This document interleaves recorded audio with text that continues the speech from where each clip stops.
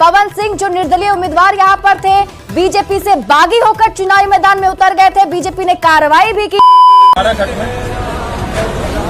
नहीं, काराकाट में भी कमल खिलेगा। काराकाट में भी मोदी जी के सिपाही जो हमारे साथी हैं वो जीतेंगे। लेकिन अब तक तो आप लोगों ने सुन ही लिया होगा कि पवन भैया जो कि निर्दलीय प्रत्याशी थे, अकेले अपने दम पर चुनाव लड़ रहे थे। लगभग वो 70,000 वोट से पीछे चल रहे हैं। जी हाँ, ऐसा नहीं कि वहां से बीजेपी भी जीत गई। उपेंद्र कुशवाहा तो तीसरे नंबर पर जा चुके हैं, हमारे पवन भैया दूसरे नंबर पर और नंबर 1 पर आरजेडी के प्रत्याशी राजा राम सिंह हैं। इस टाइम पे तो पवन भैया अभी तक चुनाव को नहीं जीत पाए हैं और पवन भैया को जिताने के लिए अब लगता है कोई बहुत बड़ा चमत्कार करना होगा।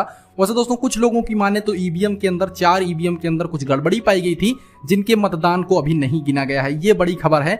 वहां पे रहने वाले कुछ लोगों द्वारा ये खबर दी गई है कि वहां पे जो 4 ईवीएम्स थी, उनके वोटों को अभी नहीं गिना गया है, उनके अंदर कुछ गड़बड़ी पाई गई थी। वैसे दोस्तों, चुनाव के अंदर गड़बड़ी तो होनी नहीं चाहिए, लेकिन वैसे आपको क्या लगता है, हमको कमेंट जरूर कीजिएगा।